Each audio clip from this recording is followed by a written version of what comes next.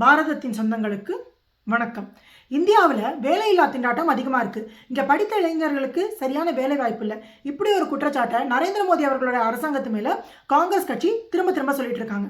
ஆனால் இந்தியாவில் வேலையில்லா திண்டாட்டம் எவ்வளோ பர்சன்டேஜ் இருக்குது, எவ்வளோ இளைஞர்கள் வேலை இல்லாமல் இருக்காங்க, இப்படிப்பட்ட கேள்விகளுக்கு அவங்க கிட்ட என்ன ஸ்டாட்டிஸ்டிக்ஸ் இருக்குன்னு தெரியல.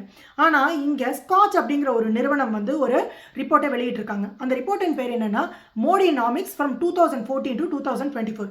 கடந்த 10 ஆண்டுகளில் நரேந்திர மோடி அவர்கள் உருவாக்கின இந்த வேலை வாய்ப்பை பற்றின ஒரு ரிப்போர்ட் கொடுத்துருக்காங்க. இந்த ரிப்போர்ட்டின் படி கடந்த 10 ஆண்டுகளில் கிட்டத்தட்ட 51 கோடி வேலை வாய்ப்புகள் உருவாகி இருக்கு அப்படின்னு சொல்றாங்க. ஒரு ஆண்டுக்கு சராசரியா 5 கோடி வேலை வாய்ப்பு உருவாக்கி இருக்கு அப்படின்னு சொல்றாங்க. நரேந்திர மோடி அவர்கள் 2019 எலெக்ஷன் அப்ப என்ன சொல்லியிருந்தாருன்னா, ஒரு வருடத்துக்கு நான் கிட்டத்தட்ட 2 கோடி வேலை வாய்ப்புகளை உருவாக்குவேன் அப்படின்னு சொல்லியிருந்தாரு.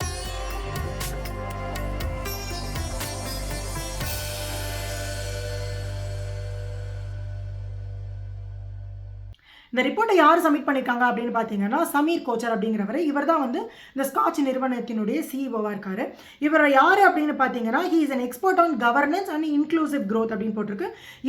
இவருடைய அந்த ரிப்போர்ட்ஸை பல தலைவர்கள் முன்னாடி ஒத்துட்டு இருந்திருக்காங்க, என்டார்ஸ் பண்ணியிருந்திருக்காங்க. அந்த தலைவர்கள்லாம் யார் அப்படின்னு பார்த்தீங்கன்னா டாக்டர் மன்மோகன் Singh, mister Arun Jaitley, mister P Chidambaram, mister Yashwant Sinha, doctor C Rangarajan and doctor Montek Singh Ahluwalia. பல முன்னாள் தலைவர்களால் இவருடைய ரிப்போர்ட்ஸ் எல்லாம் ஏற்றுக்கொள்ளப்பட்டிருக்கு, என்டார்ஸ் பண்ணப்பட்டிருக்கு. இந்த மாதிரி நிறுவனங்கள் ஒரு ரிப்போர்ட்டை வெளியிடுறாங்க அப்படின்னா உடனடியாக என்ன சொல்லுவாங்க, இவங்கெல்லாம் மோடிக்கு ஆதரவாக இருக்கிறவங்க, அதனால அவருக்கு ஃபேவரபிளாக தான் ஒரு ரிப்போர்ட்டை ரிலீஸ் பண்ணுவாங்க அப்படின்னு சொல்லுவாங்க. ஆனால் இதில் நம்ம முதல்ல யோசிக்க வேண்டிய விஷயம் என்ன அப்படின்னா, இவங்க மோடி ஆதரவு நிலைப்பாடு எதிர் நிலைப்பாடு எல்லாம் தாண்டி இந்த நிறுவனத்துக்குன்னு ஒரு கிரெடிபிலிட்டி, அதாவது இவங்களுக்குன்னு ஒரு நம்பகத்தன்மை இருக்குது. இவங்க தப்பான டேட்டாவை கொடுத்துருக்காங்க, தப்பான ஸ்டாட்டிஸ்டிக்ஸை கொடுத்துருக்காங்க அப்படின்னு சொன்னால் இவங்க மேலே இருக்கிற நம்பகத்தன்மை போயிடும். ஸோ இந்த ரிப்போர்ட்டோட ஆரம்பத்திலேயே என்ன சொல்லியிருக்காங்க அப்படின்னா, இங்கே நாங்கள் கொடுத்துருக்கிற டேட்டா எல்லாமே கவர்மெண்ட்டோட வெப்சைட்ஸில் இருக்கிற டேட்டாவை பொறுத்து தான். உதாரணத்துக்கு இப்போ முத்ரா யோஜனாவில் எடுத்துக்கிறோம், இதில் இத்தனை பேர் பெனிஃபிஷரிஸ் அப்படின்னா அதில் கிட்டத்தட்ட பார்த்தீங்கன்னா 35 லட்சம் பேருக்கு கடன் கொடுத்துருக்காங்க அப்படின்னா இவங்க அங்கே ஒரு தப்பான ஃபிகரை கோட் பண்ணியிருக்காங்க அப்படின்னா யார் வேணா போய் கூகுளில் சர்ச் பண்ணால் அந்த முத்ரா யோஜனா அந்த வெப்சைட்டை போய் சர்ச் பண்ணிட்டு என்னங்க இவங்க இப்படி தப்பாக கொடுத்துருக்காங்க அப்படின்னு யார் வேணா கேள்வி கேட்கலாம். அதனால இந்த ரிப்போர்ட் அப்படிங்கிறத இவங்க ரொம்பவே அனலைஸ் பண்ணி ரிசர்ச் பண்ணி கிரவுண்ட் ஒர்க் பண்ணி நேரடியாக களத்தில், அதுலேயும் குறிப்பாக வெஸ்ட் பெங்கால், ஒரிசா, உத்தரப்பிரதேஷ் இந்த மாதிரி ஸ்டேட்லலாம் மக்களை நேரடியாக போய் மீட் பண்ணி அதுக்கப்புறம் இந்த ரிப்போர்ட்டை ரெடி பண்ணியிருக்காங்க. இந்த ரிப்போர்ட்டோட டவுன்லோட் லிங்க்கை நான் டிஸ்கிரிப்ஷனில் கொடுக்குறேன். ஃபுல் ரிப்போர்ட்டையும் படிக்கணும்னு நினைக்கிறவங்க அதில் டவுன்லோட் பண்ணி படிச்சு பாருங்க. இந்த ரிப்போர்ட்டில் முதல்ல என்ன சொல்லியிருக்காங்கன்னா, கடந்த 10 ஆண்டுகள், அதாவது 2014 2024 காலகட்டத்தில் கிட்டத்தட்ட 51.40 crore person years of job generated அப்படின்னு சொல்லியிருக்காங்க. ஒரு பர்சன் இயர் அப்படிங்கிறது என்னன்னு பார்த்தீங்கன்னா, ஒருத்தருக்கு 260 நாளுக்கான வேலை, ஒரு வருடத்தில் 260 நாளுக்கான வேலை இருந்தது அப்படின்னு சொன்னால் அதை ஒரு பர்சன் இயர் அப்படின்னு சொல்லுவாங்க. அந்த கணக்குப்படி 51.40 crore பர்சன் இயர்ஸ்க்கான வேலை இந்த 10 ஆண்டுகளில் ஜென்ரேட் ஆகிருக்குன்னு சொல்லியிருக்காங்க. ஸோ வேலை அப்படின்னு நீங்கள் நம்ம பார்த்தா முதல்ல ஒரு அண்டர்ஸ்டாண்டிங் வந்துடலாம். என்ன அப்படின்னா, இது வெறும் கவர்மெண்ட் வேலை, இல்லை ஐடி வேலை, இல்லை ஒரு பேங்கிங் வேலை அப்படின்னு மட்டும் கிடையாது. இங்கே பல ஸ்கீம்ஸ், அந்த ஸ்கீம்ஸ்னால உருவான வேலைகள். உதாரணத்துக்கு முத்ரா யோஜனாவில் ஒருத்தர் கடன் வாங்குறாரு, ஒரு பிஸ்னஸ் ஸ்டார்ட் பண்ணுறாரு, ஒரு தொழில் முனைவோராரு, அதுவும் இதில் எம்ப்ளாய்மெண்ட் ஜென்ரேஷனாக தான் போட்டிருக்காங்க. அதே மாதிரி ஆவாஸ் யோஜனாவில் ஒருத்தருக்கு வீடு கட்டுறதுக்கான கடன் கிடைக்குது.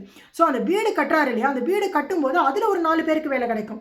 ஸோ அதையும் இங்கே எம்ப்ளாய்மெண்ட் ஜென்ரேஷனாக தான் சொல்லியிருக்காங்க. ஸ்வச் பாரத் திட்டம், இந்த திட்டத்தின் மூலமா இப்போ அந்த சுத்தப்படுத்துகிற வேலைக்கு இன்னொரு 4 பேருக்கு வேலை கிடைக்கும்.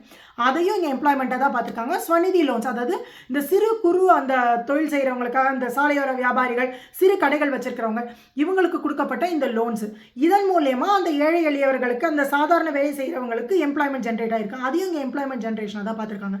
அந்த கணக்குப்படி கிட்டத்தட்ட 51.40 கோடிகள் வேலை வாய்ப்பு ஜென்ரேட் ஆகிருக்கிறதா சொல்லியிருக்காங்க. ஸோ ஆவரேஜாக ஒரு வருஷத்துக்குன்னு பார்த்தா 5.14 கோடி வேலை வாய்ப்புகள் உருவாயிருக்கு அப்படின்னு பார்க்குறோம். இதில் பிரதான் மந்திரி முத்ரா யோஜனா, இந்த ஒரு திட்டம், முத்ரா யோஜனாங்கிறது இந்த தொழில் துவங்கிறதுக்கான, தொழில் முனைவோருக்கான கடன் வழங்குற திட்டம். அந்த ஒரு திட்டத்தில் மட்டுமே பார்த்தீங்கன்னா ஒரு வருடமும் கிட்டத்தட்ட 2.52 கோடி வேலை வாய்ப்பு உருவாயிருக்கு அப்படின்னு சொல்லியிருக்காங்க. இதில் கவர்மெண்ட் எய்டடாக அவங்க பே பண்ணி வேலை பார்க்குற வேலைகள் அப்படின்னு பார்த்தீங்கன்னா இந்த ஆவாஸ் யோஜனா, வீடு கட்டுற திட்டம், இந்த மாதிரி விஷயங்களில் மட்டும் பார்த்தீங்கன்னா 1.97 கோடி வேலைவாய்ப்புகள் உருவாயிருக்கு அப்படின்னு சொல்லியிருக்காங்க. ஒரு திட்டத்தின் மூலியமா எத்தனை வேலைவாய்ப்பு உருவாயிருக்கு அப்படிங்கிற அந்த விவரத்தை நான் பின்னாடி தெளிவாக பேசுகிறேன். இதுக்கிடையில் கிரெடிட் கேப் ஃபால் அப்படின்னு ஒரு கணக்கு இருக்குது. இது என்ன அப்படின்னு பார்த்தீங்கன்னா, உங்களுடைய நாட்டிற்கான மொத்த கடன் ப்ளஸ் உங்களுடைய கடந்த 4 குவார்ட்டருக்கான ஜிடிபி இதுக்கான ரேஷியோ. ஸோ இது பார்த்தீங்கன்னா ஒரு காலகட்டங்களில் 2001 அந்த மாதிரி காலகட்டங்களில் 94% இருந்திருக்கு. இது வந்து கம்மியான நம்பரில் தான் இருக்கணும். இப்போ அது வந்து 12% குறைஞ்சிருக்கு. இப்போ பார்த்தீங்கன்னா 76% தான் நம்ம கிட்ட இருக்கு. எக்ஸாக்ட்லி சொல்லணும்னா 76.6% தான் இருக்கு. 12% இது குறைஞ்சு வந்திருக்கு. இந்த கிரெடிட் கேப் ஃபால் அப்படிங்கிறது 12.1% குறைஞ்சு வந்திருக்கு அப்படின்னு சொல்லியிருக்காங்க. இது இந்த கடந்த 10 ஆண்டுகளில் நடந்திருக்கு. ஸோ எம்ப்ளாய்மெண்ட் ஜென்ரேஷன் வேலைவாய்ப்பு உருவாக்குறது அப்படின்னு பேசும்போது இவ்வளோ பெரிய பாப்புலேஷன் கொண்ட ஒரு நாட்டுக்கு வந்து ஆண்டர்பிரனர்ஸ் அதிகமாகணும், தொழில் முனைவோர் அதிகமாகும் போது மட்டும்தான் இங்கே வேலைவாய்ப்பு அதிகமாகும் அப்படின்னு சொல்லியிருக்காங்க.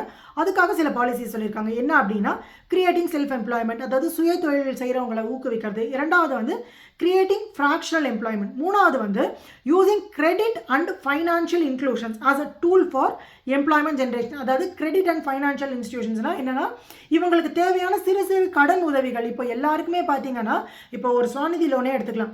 இதில் வந்து அந்த தொழில் துவங்குறாங்க, இப்போ ஏற்கனவே ஒரு ரோட்டோர கடை வச்சுருக்காங்க, இல்லை ஒரு தள்ளுவண்டியில் வியாபாரம் பண்ணுறவங்க. ஸோ இவங்களுக்கான அந்த முதலீடு அப்படிங்கிறது ரொம்ப சிறு தொகையாக தான் இருக்கும். ஒரு 10,000 20,000 தான் இருக்கும்.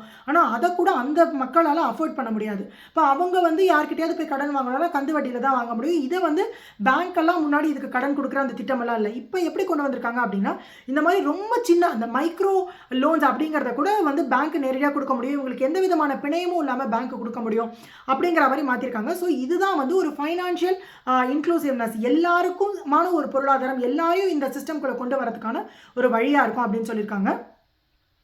Over Reliance on statistical service, governance policies and economic policies work. இந்த 5 விஷயங்களை பண்ணதுனால மட்டும்தான் இந்த தொழில் முனைவோர் சுய தொழில் செய்கிறவங்களோட எண்ணிக்கை ரொம்ப அதிகமாயிருக்கு அப்படின்னு சொல்லியிருக்காங்க.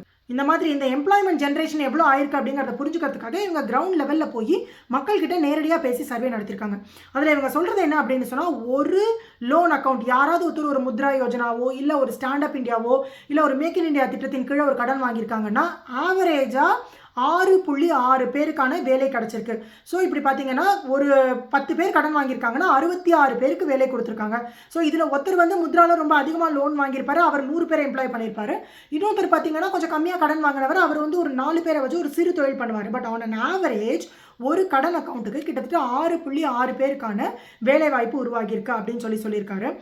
It takes an average loan of 85,000 to generate 1 credit linked account. ஒரு சாதாரணமாக ஒரு 85,000 ரூபாய் வரைக்கும் கடன் வாங்கினவங்களால கூட பலருக்கான வேலைவாய்ப்பு உருவாக்க முடிஞ்சிருக்கு. ஒரு சிறு ஏன்னா ஒரு காலத்தில் வந்து இந்த மாதிரி சின்ன கடன் ஸ்வாநிதி லோனை வந்து ஒரு காலத்தில் பார்த்தீங்கன்னா நம்மளுடைய முன்னாள் ஃபைனான்ஸ் மினிஸ்டராக இருந்த திரு ப. சிதம்பரம் அவர் என்ன சொன்னாங்கன்னா, இவ்வளோ சின்ன கடன் எல்லாம் வச்சு என்ன பண்ண முடியும், 50,000 ரூபாய்க்குலாம் கடன் கொடுத்தீங்கன்னா அதை வச்சு அவங்க என்ன தொழில் பண்ண முடியும் அப்படின்னு சொல்லி ஒரு ரொம்ப சர்க்காஸ்டிக்காக சொன்னார். ஆனால் இன்றைக்கி என்ன சொல்லியிருக்காங்க அப்படின்னா, வெறும் 85,000 ரூபாய், ஒரு ஆவரேஜாக 85,000 ரூபா கடன் வாங்கியிருந்தாங்க அப்படின்னு சொன்னாலே அவங்களால எம்ப்ளாய்மெண்ட் ஜென்ரேட் அவங்களுக்கும் பண்ணிக்க முடியுது, அவங்களால புதுசான வேலை வாய்ப்பையும் உருவாக்க முடியுது அப்படின்னு சொல்லி ஒரு ஸ்டாட்டிஸ்டிக்ஸ் கண்டுபிடிச்சிருக்காங்க. இந்த வேலைவாய்ப்பு உருவாக்குறதுல முக்கியமாக 12 சென்ட்ரல் கவர்மெண்ட் ஸ்கீம்ஸ் வந்து ரொம்ப முக்கிய பங்காற்றிருக்கு அப்படின்னு சொல்லியிருக்காங்க. உதாரணத்துக்கு பிரதான் மந்திரி ஆவாஸ் யோஜனா, இதில் பார்த்தீங்கன்னா வீடு கட்டித்தர திட்டம். இந்த திட்டம் வந்து 160% டேஸ், அதாவது 160 பேருக்கான வேலை, இல்லை ஒருத்தருக்கு 160 நாளைக்கான வேலை. இதை எந்த விதமாகவும் பார்க்கலாம். 160 பேருக்கான வேலையும் சொல்லலாம், இல்லை அந்த ஒருத்தர் வேலை பார்க்குறவருக்கு 160 நாளுக்கான வேலைன்னு சொல்லலாம். அவ்வளோ ஒரு வீடு கட்டித்தர அந்த திட்டத்தில் வந்து ஜென்ரேட் ஆயிருக்கு அப்படின்னு சொல்கிறாங்க. அதே மாதிரி ஸ்வச் பாரத் அந்த திட்டத்தில் பார்த்தீங்கன்னா ஒரு 9 man days, 9 நாளைக்கான வேலை. இப்போ ஒரு ஊரில் அந்த கிளீனிங்காக ஒருத்தர் இது பண்ணுறாங்க அப்படின்னா 9 man daysக்கான வேலை உருவாகியிருக்கு அப்படின்னு சொல்லலாம். இங்கே ஒரு விஷயத்தை நான் தெளிவுபடுத்த விரும்புகிறேன். இங்கே எல்லாரும் உடனே என்ன சொல்லுவாங்கன்னா, மோடி பாருங்கள் இந்த மாதிரி வேலைகளை தான் உருவாக்கியிருக்காரு, பெரிய வேலை வாய்ப்பு எதையுமே உருவாக்கலை, மோடி வந்து டீ விற்க சொல்கிறாரு, சமோசா விற்க சொல்கிறாரு அப்படின்னு சொல்லிட்டு அப்படி தான் சொல்லுவாங்க. ஆனால் படித்தவங்களுக்கு, அந்த இளைஞர்களுக்கு அவங்களுக்கு தேவையான வேலை வாய்ப்பு இருக்குது. அதே தான் பார்த்தீங்கன்னா இந்த ஸ்கில் இந்தியா, கௌஷல் விகாஸ் யோஜனா அப்படின்னு சொல்லி அவங்களுக்கு பல ஸ்கில் ட்ரைனிங்ஸ் எல்லாம் கொடுத்துருக்காங்க. அதற்கான வேலை வாய்ப்புகளும் உருவாகிட்டு இருக்கு. ஆனால் சாதாரணமாக ஒரு கிராமத்தில் இருக்கிற ஒரு அதிகம் படிக்காத ஒரு ஏழை பெண், அவங்க வந்து அவங்களுடைய ஒரு அடிஷ்னலாக ஏதாவது ஒரு வேலை செய்யலாம் அதன் மூலியமா வருமானம் ஈட்டலாம் அப்படின்னு யோசிக்கும் போது அவங்களுக்கான வேலை வாய்ப்பு என்ன இருக்கும்? இப்போ ஸ்வாநிதி லோன் அவங்க வந்து ஒரு பூ விற்கணும்னு நினைக்கிறாங்க, இல்லை ஒரு காய்கறி விற்கணும்னு நினைக்கிறாங்க, அதன் மூலியமா ஒரு அடிஷ்னல் வருமானம் ஈட்டணும் அப்படின்னு நினைக்கிறாங்கன்னா இதற்கு முன்னாடி அவங்களுக்கு தேவையான அந்த மூலதனம் கிடைக்கிறதுக்கு கூட வழி இருக்காது. மேபி அவங்களுக்கு தேவையான ஒரு கேபிட்டல் அப்படின்னு பார்த்தீங்கன்னா ஒரு 5000-10,000 ரூபாயா இருக்கும். ஆனால் இதுக்கு கந்து வட்டிக்கு கடன் வாங்குற நிலைமையில தான் இருந்தாங்க.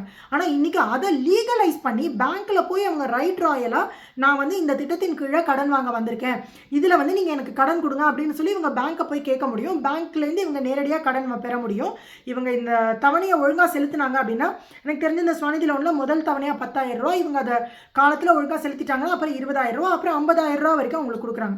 ஸோ இது வந்து எல்லாருக்குமான வேலை வாய்ப்பு. இப்போ நாளுக்கு நாள் பார்த்தீங்கன்னா நம்மளோட இன்ஃபர்மேஷன் டெக்னாலஜியாக இருக்கட்டும், நம்மளுடைய புது புது டெக்னாலஜி ஏஐ ஆரம்பித்து செமிகண்டக்டர்ஸ் வரைக்குமான இண்டஸ்ட்ரீஸ் இங்கே நிறையா வந்துட்டு தான் இருக்குது. ஸோ படித்த இளைஞர்களுக்கான வேலையும் இருக்குது. அதை தாண்டி தொழில் முனைவோர், இப்போது உதாரணத்துக்கு கோயம்புத்தூர் பக்கம்லாம் பார்த்தீங்கன்னா நிறைய எக்ஸ்போர்ட் பிஸ்னஸ்லாம் பண்ணுறாங்க பசங்க. நிறைய பேருக்கு அதுக்கான ஐடியா இருக்கும், ஆனால் அதுக்கான மூலதனம் அவங்களுக்கு இருக்காது. ஸோ அந்த மாதிரி இளைஞர்களுக்கு இது வந்து ஒரு பெரிய உந்து சக்தியாக இருக்கும். அதே மாதிரி சில குறு இதெல்லாம் தொழிற்சாலைகள்லாம் துவங்கிட்டு இப்போ இராணுவத்திலேயே அவங்க இராணுவத்துக்கான அந்த பெரிய பெரிய தளவாடங்களுக்கு தேவையான சின்ன சின்ன பார்ட்ஸை மேனுஃபேக்சர் பண்ணுற ஃபெசிலிட்டி அவங்க கிட்ட இருந்தால் கூட இவங்களுக்கு அந்த கான்ட்ராக்ட் கிடைக்கிற மாதிரி அந்த மாதிரி பல விஷயங்கள் இன்னைக்கு வந்து உருவாயிருக்கு. பல விதங்களில் வேலை வாய்ப்பு உருவாயிருக்கு. அப்புறம் என்ன சொல்லியிருக்காங்கன்னா at least 2.52 crore steady and sustainable employment is added every year by PM Mudra Yojana. So steady and sustainable employment, அதாவது இந்த ஒரு சீசனுக்கு மட்டும்தான் இது இருக்கும், அதுக்கப்புறம் இதுக்கான வேலை இருக்காது, இல்லைனா இந்த பர்டிகுலர் தொழிலுக்கான தேவை இருக்காது அப்படிங்கிற மாதிரி இல்லாமல் சஸ்டைனபிளான எத்தனையோ இண்டஸ்ட்ரீஸ். நான் சொன்ன மாதிரி தான் இது வந்து ஒரு சின்ன ஆட்டோமொபைலுக்கான மேனுஃபேக்சரிங் பார்ட்டை உருவாக்குற ஒரு சின்ன தொழிற்சாலையாக இருக்கலாம், இல்லை டெக்ஸ்டைலில் இருக்கக்கூடிய அந்த இதில் வந்து ஒரு சின்ன பொருளை ஏற்றுமதி பண்ணுற அந்த தொழிற்சாலையாக இருக்கலாம். அந்த மாதிரி கிட்டத்தட்ட 2.52 கோடி வேலைவாய்ப்புகள் உருவாயிருக்கு அப்படின்னு சொல்லியிருக்காங்க. நான் சொன்ன மாதிரி 12 திட்டங்கள் மட்டுமே ஒரு வருடத்துக்கு 1.98 கோடி வேலைவாய்ப்புகளை உருவாக்கியிருக்கு. அந்த திட்டம் என்ன, அந்த திட்டத்திற்குள்ள வந்து எத்தனை வேலைவாய்ப்பு உருவாகியிருக்குங்கிற வரைக்கும் கொடுத்துருக்காங்க. இந்த திட்டங்கள் பார்த்தீங்கன்னா மன்ரேகா, பிரதான் மந்திரி ஆவாஸ் யோஜனா, இதில் வந்து அர்பன் ரூரல், அதாவது கிராமப்புறங்களில் நகர்ப்புறங்களில் கட்டுறது இருக்குது, ஸ்வச் பாரத் இருக்குது, பிரதான் மந்திரி கிராம் சதக் யோஜனா இருக்குது, அதே மாதிரி NULMனு ஒன்று இருக்குது, rural self employment and training இன்ஸ்டிடியூஷன்ஸ்னு ஒன்று இருக்குது, ஆத்ம நிர்பர் பாரத் அப்படின்னு இருக்குது, பிரதான் மந்திரி கௌஷல் விகாஸ் யோஜனா. இதுதான் நம்ம முன்னாடி சொன்னது இளைஞர்களுக்கான அந்த ஸ்கில் ட்ரைனிங்ஸ். அவங்களுக்கு தேவையான, இவங்க படிக்கிறது ஒன்று வேலை பார்க்கறது ஒன்றா இருக்கும். ஸோ அந்த வேலை பார்க்கறதுக்கு அவங்களுக்கு என்ன தேவையோ அதை கொண்டு வர அந்த திட்டம் தான் இந்த கௌஷல் விகாஸ் யோஜனா. இதில் மட்டுமே பார்த்தீங்க அப்படின்னு சொன்னால் 2,45,152 பேருக்கான வேலை வாய்ப்பு கிடைச்சிருக்கு.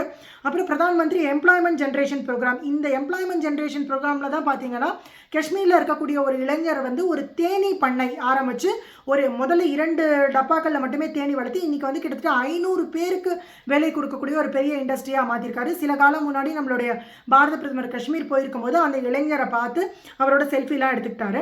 அப்புறம் ஸ்வநிதி, பிஎம் ஸ்வநிதி, இதுதான் வந்து ரொம்ப சிறு இந்த ரோட்டோரத்தில் வியாபாரம் பண்ணுறாங்க இல்லைன்னா தள்ளுவண்டியில் வியாபாரம் பண்ணுறவங்களுக்கான கடன் கொடுக்குற அந்த திட்டம்.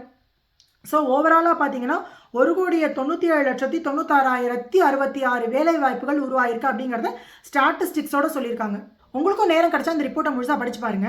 இந்த ரிப்போர்ட்டை பற்றின உங்களுடைய கருத்துக்களை கமெண்ட்ஸில் சொல்லுங்கள்.